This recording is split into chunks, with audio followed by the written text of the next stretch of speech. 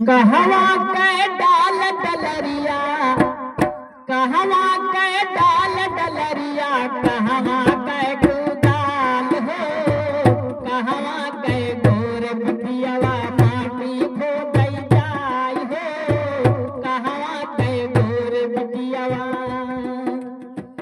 कहवा के डाल डलरिया, कहवा के डाल डलरिया, कहवा के कुदार हो, कहवा गए गोर बिटियावा माटी खो गई जाय हो, कहवा गए गोर बिटियावा। कहना है क्या लंदन के डाल डलरिया, ए भैया लंदन के डाल डलरिया, भारत के कुदाल हो, लंदन के डाल डलरिया, भारत के कुदार हो, लंदन के गोर बिटियावा माटी खो गई जाय हो, लंदन के गोर बिटियावा माटी खो गई जाय हो, लंदन के गोर बिटियावा।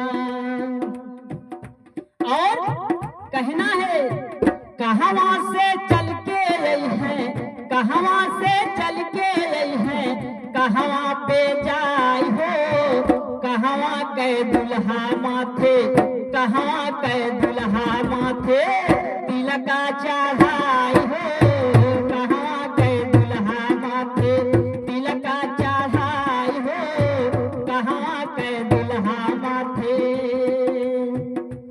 और लंदन से चल के आई है, लंदन से चल के आई है, भारत में आई हो, लंदन से चल के भैया भारत में आई हो।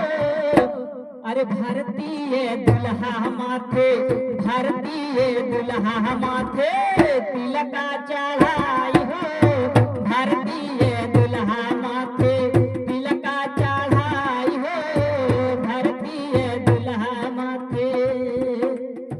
ए भैया अगर गीत पसंद आए तो इसको ज्यादा से ज्यादा शेयर कीजिएगा। आखिरी लाइन में कहना है क्या, कहाँ से भारतीय सजई हैं, कहाँ से भारतीय सजई हैं, के हो भारतीय सजई हैं, कहवा ले जाय हो, के हो भारतीय सजई हैं, कहवा ले जाय हो, कहवा के दुल्हन लई हैं, कहवा के दुल्हन लई हैं, कहवा के दुल्हन लई हैं, डोलिया बैठाई हो, कहवा के दुल्हन लई हैं, डोलिया बैठाई हो, कहवा के दुल्हन लई हैं।